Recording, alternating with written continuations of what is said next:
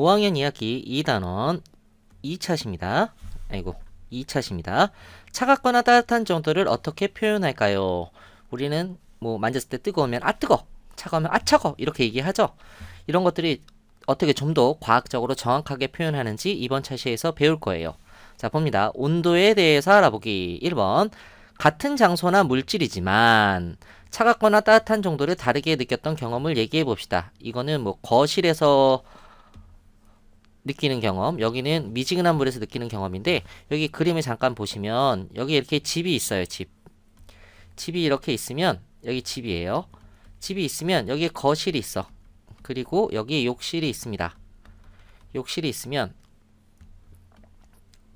자, 추운 바깥에, 겨울에 추운 바깥에서 이렇게 거실로 들어오면 어떻게 될까요? 상대적으로 따뜻하다고 느낄 거예요. 따뜻하다. 그쵸?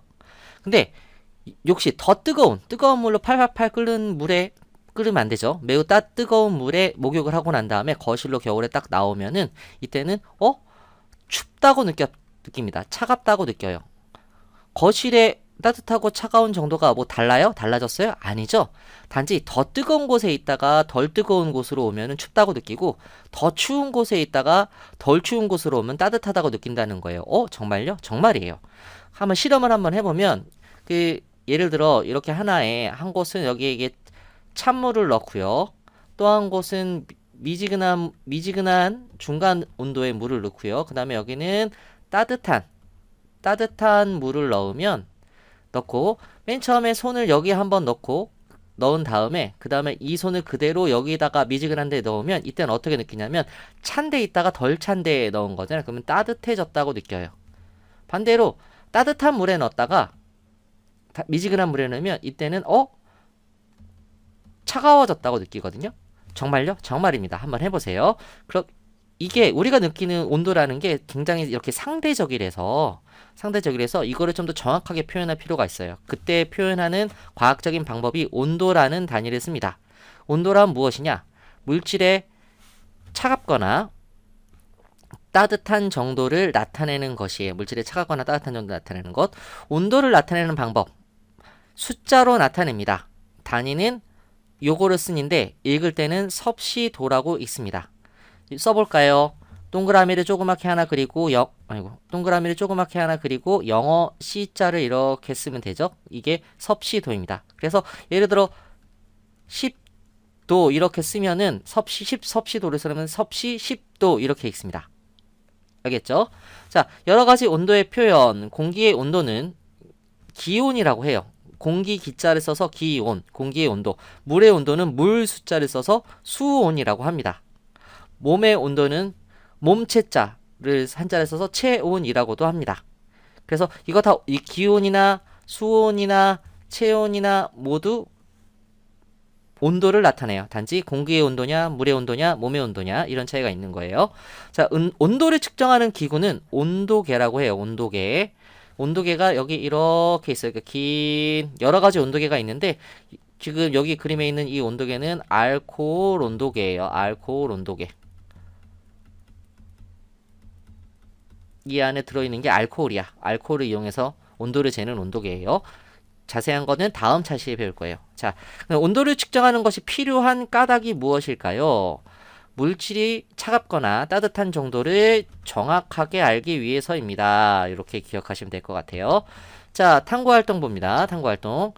차갑거나 따뜻한 정도 표현하기. 탐구 방법. 선생님이 그렸어요. 뭐, 이쁘게 잘 그리진 못했지만, 내용만 보면 되니까. 1번. 그림에서 요리사는 음식이나 음식 재료에 차갑거나 따뜻한 정도를 어떻게 알 수 있을지 이야기해 봅시다. 여기 이렇게 요리사들이 여러 명 있죠. 이야기해 보는 거예요. 차갑거나 따뜻한 정도를 표현하는 말을 사용하여 그림을 설명해 봅니다. 3번. 차갑거나 따뜻한 정도를 말로만 표현할 때 불편한 점은 무엇인지 이야기해 봅니다. 자, 얘는 어떨까요? 냉장고에 들어있는 고기잖아. 당연히 얘는 차갑겠죠. 냉장고에 있는 고기는 차가울 겁니다. 자, 밥 지금 펐네? 밥은 어떨까요? 차갑겠죠. 그리고 끓인 면에 지금 떴어. 그럼 얘는 차가운 게 아니라 얘는 뜨겁겠죠. 얘도 뜨거울 겁니다. 끓이고 있어. 뜨거워. 여기 상추는 차갑겠죠. 왜? 여기 얼음이 있잖아. 얼음이 있으니까 당연히 상당히 차갑겠고, 이 스테이크 차갑겠고, 이거 피자 당연히 차가울 겁니다. 이렇게 우리는 알 수 있을 거예요. 근데 이거 우리가 딱 봤을 때 그냥 아는 거고, 실제로 어떻게 알 수 있을까요? 뭐 손을 가까이 대본다든지, 아니면 만져본다든지. 근데 만져보면 안 되죠. 이거 만져보면 손 화상이 있습니다. 너무 뜨거워서. 뭐 그리고 뭐 이렇게 끓어. 얘 같은 경우 여기는 물방울이 막 이렇게 끓어서 기포가 생기겠죠. 그쵸? 그리고 음식의 색깔 등 뭐 이런 것들을 보고 알 수 있을 겁니다. 자, 그러면 아래 내용을 잠깐 봅시다. 탐구 결과 그림에서 차갑거나 따뜻한 정도를 어떻게 알 수 있을지 이야기해보지. 음식 주변에 손을 가까이 해본다. 그릇을 만져본다. 근데 조심해야 돼요. 너무 뜨거우면 안 되니까. 병의 표면에 물방울이 맺혔는지 살펴본다. 음식의 색깔을 본다. 뭐 이런 것들. 차갑거나 따뜻한 정도를 표현하는 말을 사용하여 그림을 설명해보기. 얼음물에 담긴 채소가 차갑습니다. 밥솥에 뜨거운 밥이 있습니다. 뜨거운 면을 접시에 담고 있습니다. 냉장고에서 차가운 고기를 꺼내고 있습니다. 등 많겠죠. 결국에 차갑거나 따뜻한 정도를 표현하는 말은 따뜻하다, 뜨겁다, 미지근하다, 시원하다, 차갑다. 이렇게 정도 있겠죠. 자, 이렇게 말로만 표현할 때 불편한 점을 이야기해보면 정확히 알 수 없다는 거죠.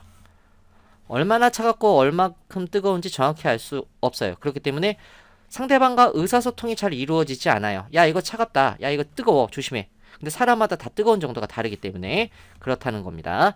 더 생각해보기. 우리 생활에서 온도를 정확하게 측정해야 할 때는 언제일까요? 가 있는데 뭐 식물을 키울 때, 특히 뭐 비닐하우스에 배추를 재배할 때나 튀김 요리할 때도 그렇습니다. 튀김은 너무 온도가 높으면 겉에만 타버리고 너무 온도가 낮으면 속이 익지 않아요. 그래서 튀김 요리할 때도 중요하고 뭐 아이가 먹을 때 아기가 분유를 탈 때에도 애가 입술이 아기 때는 굉장히 약하거든요. 그렇기 때문에 조심스럽게 온도를 딱 맞춰서 해야 되고 어항속 물고기가 살기에 적절한지 확인할 때 등 너무 온도가 낮으면 물고기가 얼어 죽겠죠. 너무 온도가 높으면 물고기가 익어서 죽을 거예요. 자, 이렇게까지 해서 5학년 1학기 2단원 2차시 내용을 마치도록 하겠습니다. 수고하셨습니다.